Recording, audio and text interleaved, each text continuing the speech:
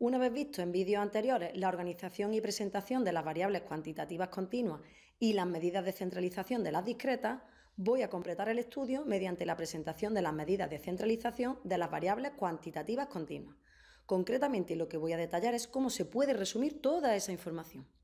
La variable que se estudia, de nuevo, vuelve a ser la estatura.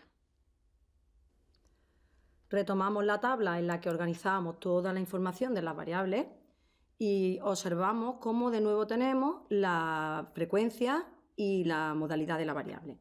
Si nos acordamos del vídeo en el que hemos presentado las medidas de centralización de las variables estadísticas cuantitativas discretas, vemos que para las medidas de centralización lo que hacemos es repartir de manera equitativa con la media todos los hermanos que teníamos entre el tamaño de la población.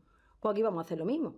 Para calcular o para resumir la información que tenemos aquí arriba referente a la estatura, lo que queremos es repartir la estatura de todos entre los que somos. En fin, hay dos personas que han contestado que miden entre 1,86 y 1,90. Estas personas son bastante más altas que las 6 personas que contestaron que medían entre 1,55 y 60.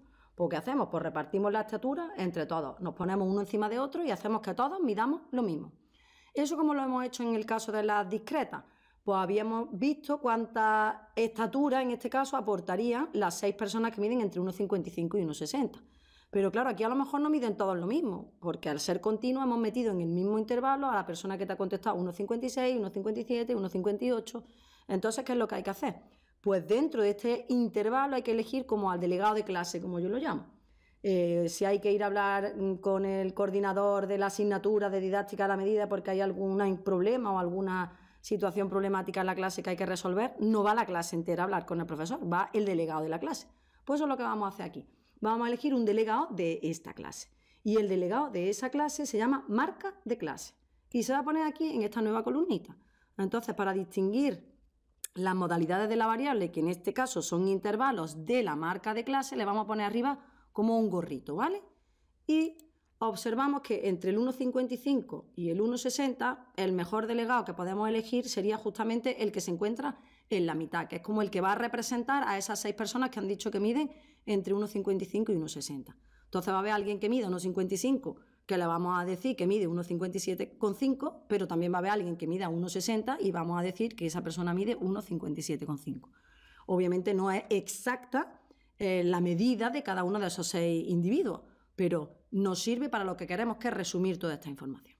De la misma manera vamos a elegir a otro delegado u otra marca de clase, que es un nombre técnico, de este intervalo del 1,61 al 1,65, y sería el 1,62,5 y así sucesivamente con el resto de intervalos. Luego todo esto son las marcas de clase o los delegados que van a ir a representar a toda esta información que estaba aquí resumida. Entonces, ¿qué hacemos ahora?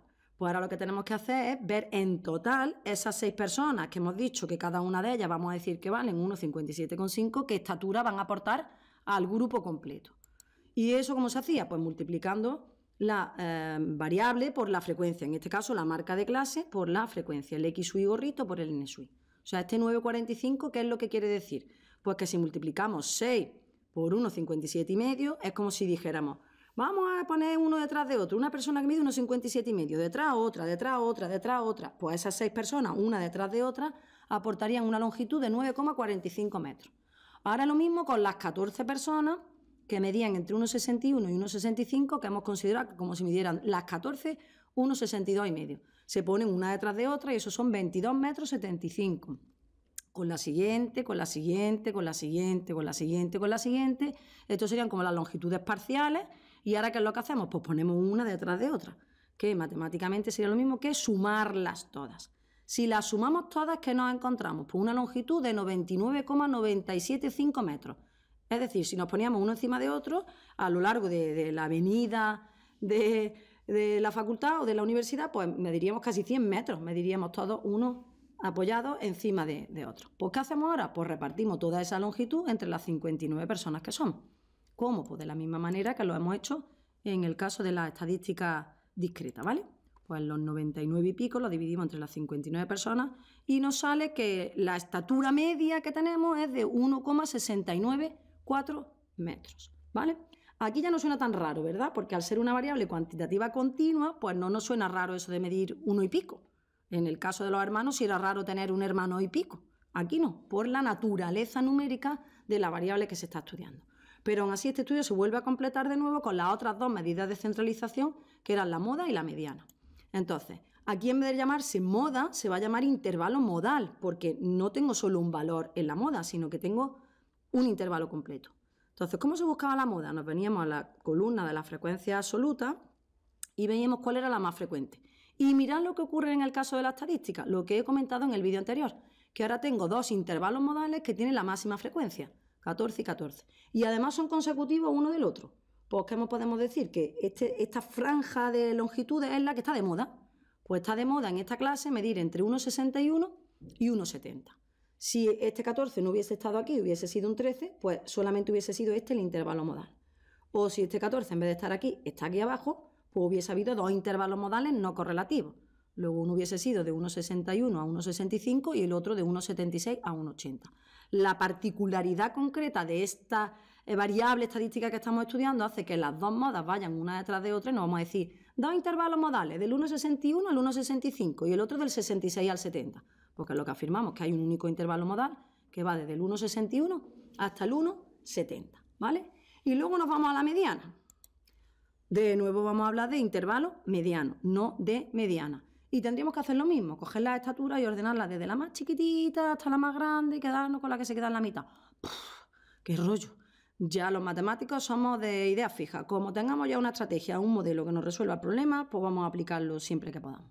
Entonces recordemos que para calcular el intervalo mediano en este caso, o la mediana, para las variables cuantitativas discretas, no veníamos aquí a la frecuencia relativa porcentual acumulada. ¿Y cuál era el numerito clave? Era el 50%. Aquí todavía no lo tengo un 10 y pico por ciento, un 33 y pico por ciento, y aquí ya he pasado del 50%, tengo un 57 y algo. Pues si aquí ya me he pasado, señores, el intervalo mediano es del 1,66 al 1,70. Y con esto doy por concluida el tratamiento de la resumen de la información. Ya he concluido con la medida de centralización de las variables cuantitativas continuas y en el próximo vídeo os mostraré las medidas de dispersión de las variables cuantitativas discretas.